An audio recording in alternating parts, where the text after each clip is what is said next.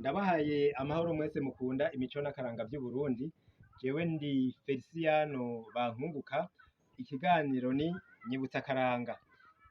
Iki gikoresho mpejeje kubereka si ico guharura ibijumbo, imyumbati canke ibindi dusanzwe dufungura muhira.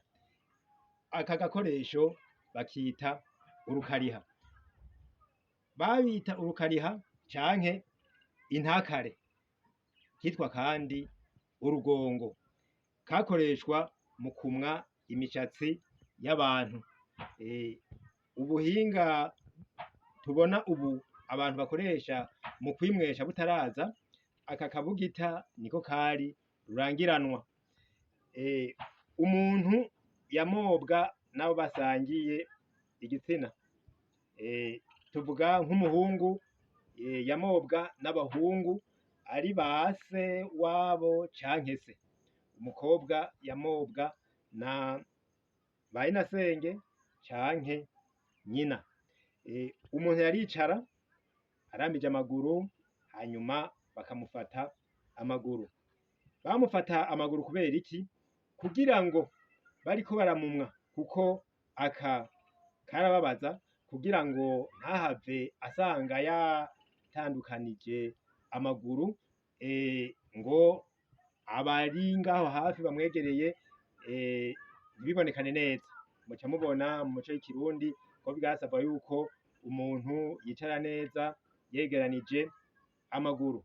Nico gituma rero umukobwa yafatwa n'abakobwa nkawe, hanyuma umuhungu nawe agafatwa n'abahungu nkawe. Carazira bimwe vy'akanyomoza k'umuhungu amwa nyina. Niho tuvuga tuti mu mico y'ikirundi iki kirazira caba kizira. Uwugutuka, bamwe bavuga ngo ugutuka ntagutorera, akubwira ati urakamwa nyoko.